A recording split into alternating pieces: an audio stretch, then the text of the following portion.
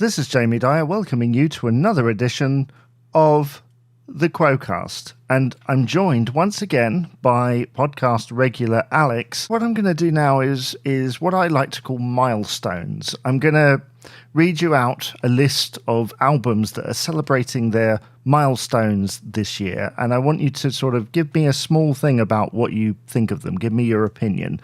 So we'll start with 1969's Spare Parts, which is, good grief, 55 years old this year. What do you think of it? Well, obviously, it's a product of its era. Obviously, the Quo we sort of know really started, from R. Kelly onwards, wasn't it? The rocking version, but it's got some nice songs on it. I mean, I've always it's one of the first stuff I really heard because I bought these compilations back in the late 80s where it had all the Pyre stuff on, and a bit of the Mark Kelly Dog or Two Head stuff on it. And I thought it was quite reasonably good stuff. I mean, it's sort of trying to be a bit like, comparing it to other groups, it's a bit like late 60s Sgt. Pepper, Beatles sort of style of music, and the Bee Gees a bit, isn't it? Which was being mentioned. It does sort of go down those roads, yes. It's not a bad thing in a way. I mean, but there's nice songs on the album. I mean, obviously, it's not the Quo we know today, and everything. But as an album, I think it's nice songs on it. So I've got nothing against it. So let's move on to 1974's Quo album with what I call the Quo tree. We've talked about it quite a lot on the podcast. Do you think it's one of their best? Yeah, it's in my top five. I mean, it's not my number one favorite album, but it's I'm definitely in the top five, definitely. And it's got some good tracks on it. It's sort of like an album which Francis and Bob Young sort of stood back a bit, and Alan and Rick had their moment a bit, wasn't it? With a lot of the stuff on there. But it's a good album. I like it. Yeah. Lots of solos on there, from Backwater Just Take Me to Drifting Away, Don't Think It Matters. I mean, Slow Train. Yeah. Slow Train has so many genres in it that it almost goes against what people think of Quo. Yeah, I think by that time they gained confidence playing live, and a lot of stuff in the studio was quite like ad-libbed. A lot of it, I think. Apparently, on the album, a lot of the tapes were sped up, weren't they? Apparently, because Francis could never play the solo to break the rules live, could he? Apparently, so I think some of the things are like double tracks on that album. Because I keep hearing people saying, "Why wasn't Slow Train played in full?" Which would have been great, but I think it's quite a complex song to do. The whole thing, which would have been good, but I think they've only played the end bit, haven't they, in the medley? Pretty much. I mean, the idea of speeding up the tape is not really that outrageous because the Beatles did it all the time. Yeah, I mean, a lot of bands messed around in the studio, sort of double tracking, and as you say, on the Beatles did it on Revolver, I think, the first time, and bits of Sgt. Pepper, and other groups like Pink Floyd have done it as well, haven't they? Those sort of bands. So it's if you got the technology in the studio, make the most of it if it works. Definitely, to try and get that desired sound. Let's go on to 1979's Whatever You Want album. It's sort of a concept album, isn't it? Yeah, there's lots of I'm not sure whether it's intended to come out like that, but there's lots of songs on there which are very like self-referential. I mean, sort of tracks like Who Asked You and High Flyer. It's another one. I think that was Alan's talking about the band, I think, maybe, in a way. That's sort of the lyrics to that one. And Breaking Away, sort of answering the critics back a bit, maybe. And I don't know if you've thought about that, but a little bit. I think so, yeah. When you listen to those lyrics and Your Smiling Face as well, I mean, even Whatever You Want is it's got a little bit of tongue-in-cheek in there, as well as being a banger. Yeah, I think so. I think Andy and Rick came up with that, didn't they? Mm-hmm. That song. And obviously, there's obviously Living on an Island was about their exile to Jersey, wasn't it? Rick and Bob were on Jersey for a bit, and they wrote the song there. I mean, Living on an Island is probably one of the best singles they ever did, and it doesn't conform, I feel, to what Quo are known for. Yeah, well, that was the first real single. They sort of changed style a bit, wasn't it, really? Because before that, they had lots of all the up-tempo rock tracks on a lot of the singles, and obviously when they got to that one, it was a bit of a departure, wasn't it, to release a single like that? Obviously, on the albums, there've been slow tracks on all the albums before that, but they hardly released singles, didn't they? Really, in that vein. But it was a good move because it sort of showed the band weren't just one-trick ponies. I think it was quite good. I never understood the penguins in the video. No, I think it was. Not sure where that idea came from. Really, I think it was obviously the living on an island, maybe, and the penguins live on an island. I'm not sure where that come from either. So, but there's a few things like the monkey on the pile driver sleeve. I'm not sure what that was about either. So there's little quirky things everywhere, isn't there, on the sleeves a little bit.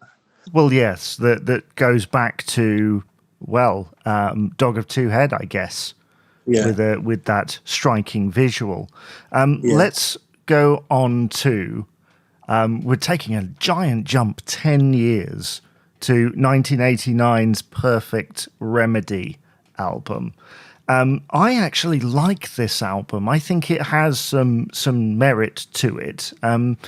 You obviously would have experienced it when it first came out. I mean, what were your impressions of it? Well, I remember first buying this in late '89. I can't remember much publicity around the release of this one. I mean, the single from it didn't go in the top 40, did it? I don't think one of the first times. No, it pretty much stalled. Yeah, I remember it being on kids' TV. They went on there and promoted it on there. I think it was Philip Schofield's program, one of the children's programs. I think it was on BBC. They went on and did that. But the actual album sort of, I didn't know it was out really until I actually saw it sitting on the shelf. So, but again, in those days, you didn't have any internet or anything. You had smash hits and a few other things to read. But yeah, I didn't think at the time when I heard it was anything less good than the two previous albums. Really, I didn't think it was all that bad. When I heard it, I just thought it was another album they've done. But at the time, I hadn't heard all the back catalogue properly. I sort of started working backwards. I sort of all the new albums, and I went and bought second-hand vinyl. So I didn't really compare it to older albums. I just thought that's something that they've done now, and just accepted it. But looking back, it wasn't as good as some of the stuff in other albums before or after it. No, so. Well, I know the feeling because I did very similar with later albums where the newer stuff was much easier to get hold of. Yeah. Then you sort of had to order it if you wanted anything older. There wasn't quite so much because the internet hadn't quite taken off yet, certainly when I started buying. So let's jump forward to 1994 and the Thirsty Work album with that interesting image on the front of the bottle in the sand. One of the first albums that I ever received. A couple of years after it was released. I mean, what did you think of it? It's a little bit lighter than other albums. Yeah. Again, I mean, at the time when I bought it, I thought, they're trying something different. That's not a bad thing. It's a completely different album to what Rock Your Drop was. But I thought, well, that's not a bad thing. They're doing something a little bit different. Obviously, the songwriting was quite one-dimensional with Francis and Bernie Frost writing most of the songs on that, didn't they? I think for a lot of that album, and Rick didn't really feature much on it. I think did he on that album really? No, he only sings on one track. Yeah, and even that wasn't written by anything to do with which he wrote. I don't think that's something Francis and Bernie came up with again. I think, but Andy and Rhino write a couple of songs on that, don't they? I think as well. So it's okay. It's nice songs on there. Obviously, it's not what you expect from Quo. Maybe some of it would have suited solo projects probably a bit better. But I mean, I'd like some nice songs on there, and I've got no issue with that album at all. No, to be honest, it's a good pop album. I think Yeah. it's got some really nice melodies on there, and some of the lyrics, things like It or Not, are quite nice to read and sing along to, and they've got a nice rhythm to them. But it's not the usual Quo rhythm. There's a couple of tracks on there like Rude Awakening Time, even Going Nowhere. I mean, I was buying, so at the time I bought that and I was buying Oasis and everything around just not long after that. But I think it was released at a funny time for music. We were just on the verge of that era, of that year of Britpop coming, and Oasis and all the rest of it, what came with it. And rock music changed, didn't it? It wasn't like, a couple of years ago with Watch Your Drop, and it was, it was 2 or 3 years later can mean a lot in music, can't it? Regarding how you're perceived. Oh, it can definitely change. And while things like I Didn't Mean It were still in that Quo mold and everything, like you say, music was just as they start to experiment with keyboards and other bits and pieces in the production side of things. Everyone else is turning their guitars up. Yeah.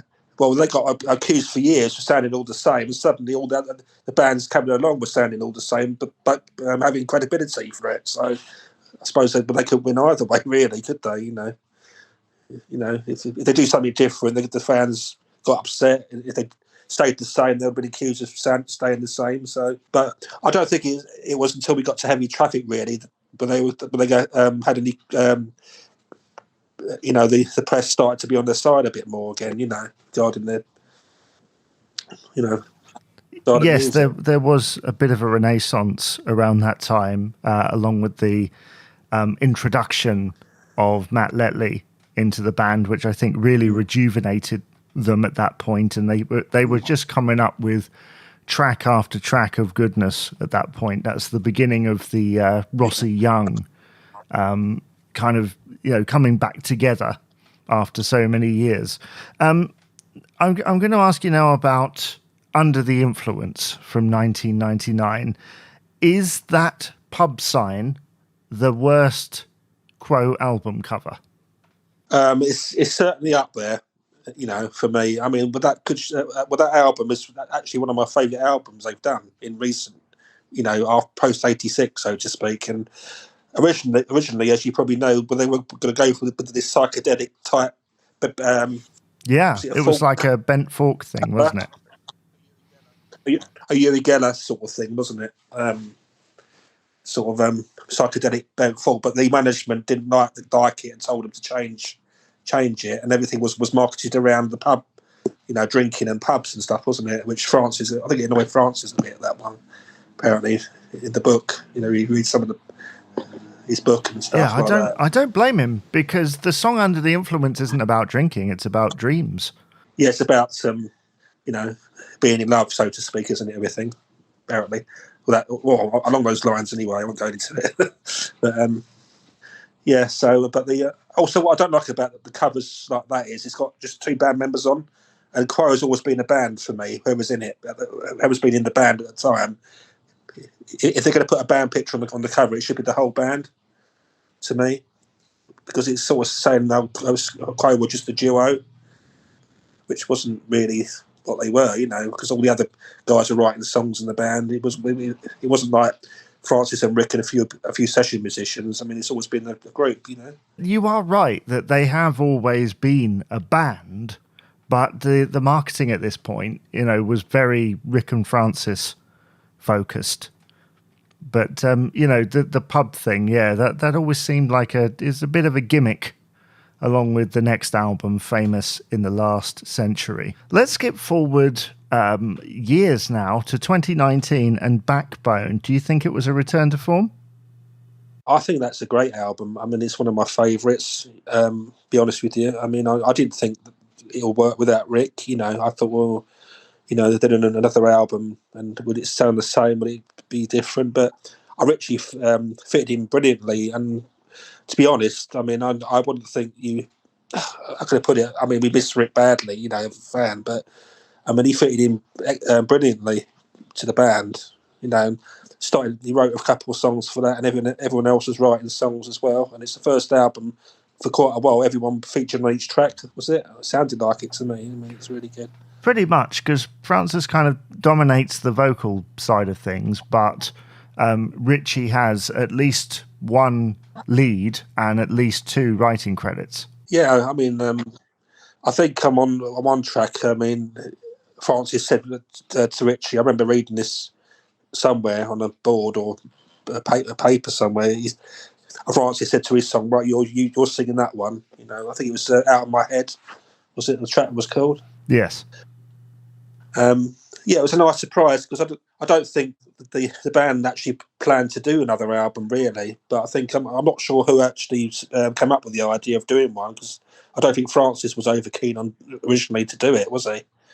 No, but then it became their most successful album for decades, pretty much. The whole sound of the album with the guitar, I'm not sure what it is on that album. Is it the guitars? Everything is kept simple as well, which was like some of the early albums. It wasn't too complicated with the production. No, it was a little bit more back to basics. I think you are right there, definitely. Yeah. I remember being extremely excited about a new album. Well, new Quo music is always interesting. Do you think another album will come out one day, or do you think that's it?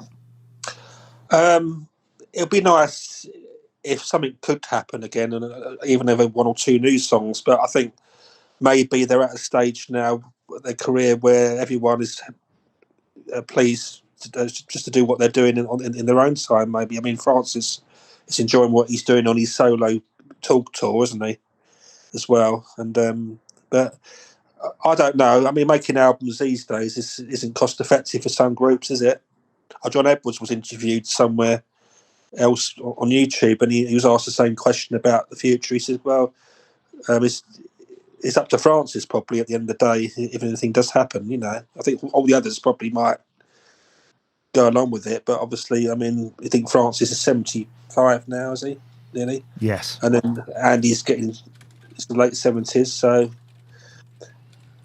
But they're still on the road, so I mean, who knows? I mean, I personally don't think there'll be any more albums as an album as such, but who knows? We may get something. We might get something more archival, I think. A little bit like these live gigs that have been coming out as part of an archive series. We might get some offcuts from somewhere, you know, something that we haven't done for a while, you know, they haven't released ever. Because I'm sure there's something. Sure there's something. Well, apparently this stuff's still in the vaults in the studio somewhere that I've heard on the message boards. The stuff in like from back-to-back sessions and bits and pieces from Roxy Drop still hasn't been put out. So, but it all depends if it's gonna. I mean, when the reissues to Heavy Traffic and some of the other albums before that came out, there was things that, like they could have put on those, which weren't included. So I mean, well, no, on Bob Young's website years ago, he had some demos that haven't been released officially on there.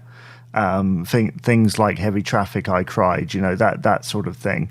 And there were other things. Can't Change the World, I think, was one of them, which I think was used for something. So there's definitely stuff there, but the thing is about demos is that they are a work in progress, aren't they? Yeah, I mean, it all depends how badly people want them, I suppose. I mean, obviously the Quo fan base will want everything, to hear everything, won't they? You know, but I mean, on YouTube, there's a few things floating about on YouTube, isn't there? Still, which haven't been released yet, or unless they have already, I don't know. Well, I've heard things like Andy Bowen singing Green, for example. That's out there, definitely. Yeah. That was an interesting hear, and I'm kind of sad that Andy didn't get lead vocal on that. In fact, he should have got lead vocal on more tracks because, you know, certainly he's contributed so many writing credits over the years.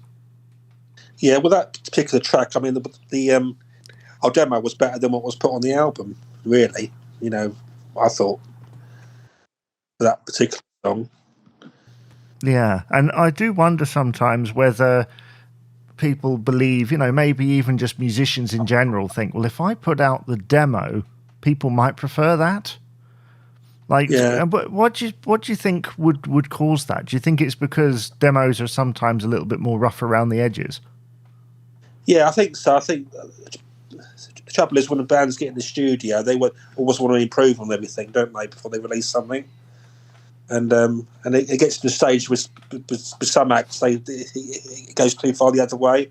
They try too hard, and it becomes too big a thing. I agree with you there, definitely.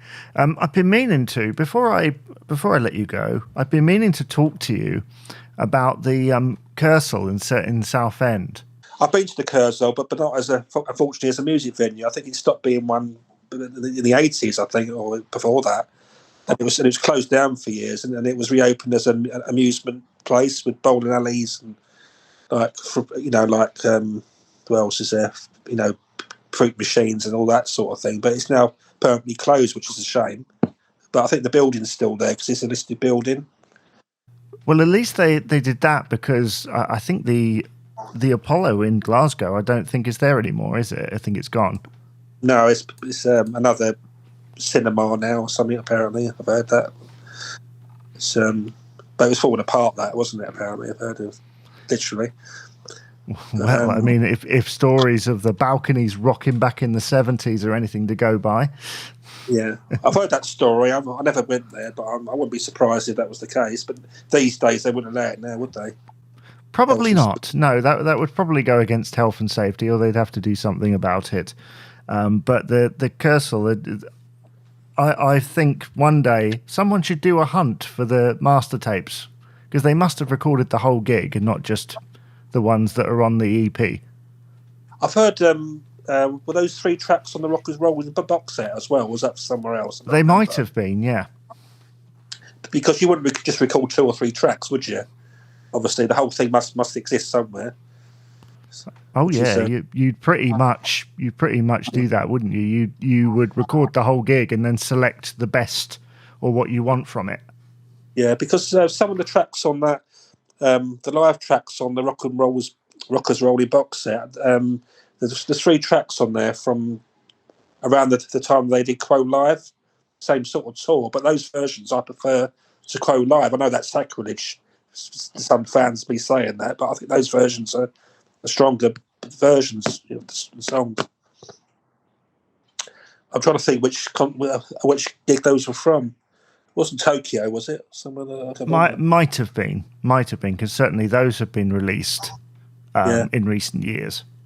If I had the box set in front of me, I'll get it and another look, but I can't remember. I'll have to look it up. Yeah, but there's some, obviously when you record a concert, it isn't just, I record 1, 2, 3 tracks and I turn the tape off, do you? It's all, everything must be recorded for that somewhere. Well, definitely. Yeah. I've got the Rockers Rolling listing in front of me because I don't, that's one box set I haven't got yet in my collection.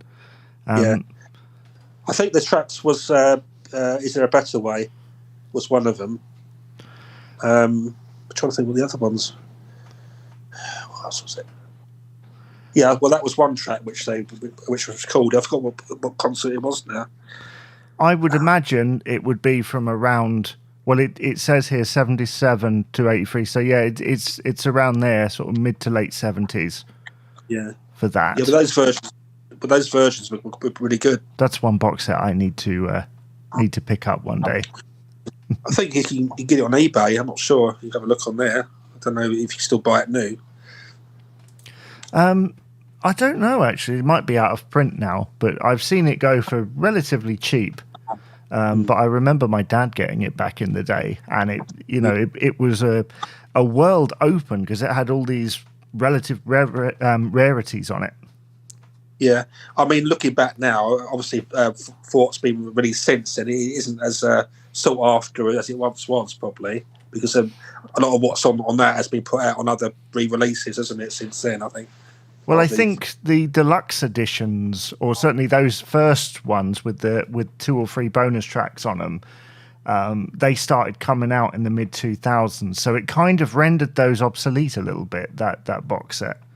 But it needed to because, those releases in the mid-2000s, they remastered everything. Yeah, and And going back to the 60s, what you asked me at the start of the call about the 60s stuff, there was a version of the first album got re-released with all the BBC sessions on it. But looking on eBay, it's over £100 now. If you want to get that, it's a silly price you get. But now, ever since the 60s box set was put out, everything's on that. So that's obviously brought the price down for a lot of people to go and get that one. Oh yeah, I recommend that highly. Because I don't know about you, I didn't really buy a lot of the 60s stuff because of that price point, because it was so high. And so the idea of paying, what was it, like £25 for the first two albums, plus all the Spectres and Traffic Jam stuff, plus all the BBC recordings, was just marvellous. Yeah. Well, obviously, we've all, ardent fans have got them all everywhere across several compilations or whatever, but it's nice. It's a nice box set to have in one place. All those tracks for that era in one place finally, and it's got the stereo and mono versions if you're fussy about mixes as well, and a few unreleased stuff from the late '60s are on there as well. I think some tracks they weren't on the deluxe versions. So it's a nice. It's about 20. Was it 25? Yeah, it's around there. That's around what I paid on Amazon. Yeah, it's got it's a nice collection to have in one place. Obviously, it's probably one for Quo completists, probably a little bit, but well, I think there are a small contingent of fans who actually prefer that psychedelic stuff to the later material. So for them, it's ideal. Yeah, I think if Quo had ended in 1970, so to speak, those two albums would be like sought after classics now, wouldn't they? Probably. Probably. Yeah, probably. People looking for 7-inch copies of Mr. Mind Detector, because you know what record companies are like. They sort of reissue things as singles and stuff, don't they? To try and they try to regenerate stuff. I mean, I just picked up a 12-inch album, The Best of Status Quo from 1973, and it's a Pi compilation, but I was surprised to hear it actually charted, and it's got like tuned to the music and all the early boogie stuff on it. But it was really surprising to me that it charted. But I guess they were just capitalizing on the moment. Yeah, I know Pi. When they left Pi, they obviously at the end of that contract, the record label could do what they want with the catalogue. Then, can't they? Is that right? More or less. I think so. Yeah. I think after Paper Plane, Pi thought, we can get some money out of this. So obviously, the Mean Girl comes out as a single and gets in the chart, and that album you mentioned was probably part of that promotion as well, wasn't it? Quite possibly, yeah. I haven't listened to it yet, but it was basically all the like really big boogie tracks on it. Yeah, it was half Mark Kelly, half Dog Two Head, and a few of the B-sides and the singles around that time, wasn't it? I think, and a few 60s tracks they shoved on. But after that, we got more and more after that, didn't we? The rest of Status Quo, the best of the rest, and all these other ones which came out after that, all the way up until the late 80s, really. Those, didn't they? Kept coming out every year nearly, I think. And usually with a picture of the modern band on it. And then you get it home and it's like Auntie Nellie and Little Miss Nothing. Yeah, well, that's a bit of a... I think whoever compiled that didn't really know see what picture to use. But on these new ones, they've got it right on these ones, haven't they? Well, they've gone for something that is period accurate. And by separating it, I'd be interested to see if there's any other box sets of Pi material coming out, say from the last two albums. Yeah, I mean, it'd be nice to see if there's anything else which exists in the vaults, but whether we'll get to hear it is another thing. We'll have to just hope that someone has the interest to go back or Francis or Bob or whoever. There was rumours that Francis and Bob wanted to release something on that chat thing they did, didn't they, recently on YouTube? I think you put it on your Quo-Cast, didn't you? Yes. I think there was some project that they are working on at the moment, but it might not be music. It might be anything, really. It could be a book or, something online, maybe. It was a project, but we don't know anything about it yet. Yeah, because the way obviously we're talking about new records. I mean, maybe not that, but who knows? There might be a collaboration between them to do something, or even, I mean, new songs. I mean, we can all hope there'll be a new song for the band, but we'll have to wait and see if that ever comes up. But I don't think there'll be any more albums made. No, I don't think so. I think that's probably something that we can wave goodbye to at this point. So thank you, Alex, for being on the podcast today. I'm sorry it's been so... luckily, with editing, we can cut down all the times that our sound cut out. But no, thank you for being on the podcast today.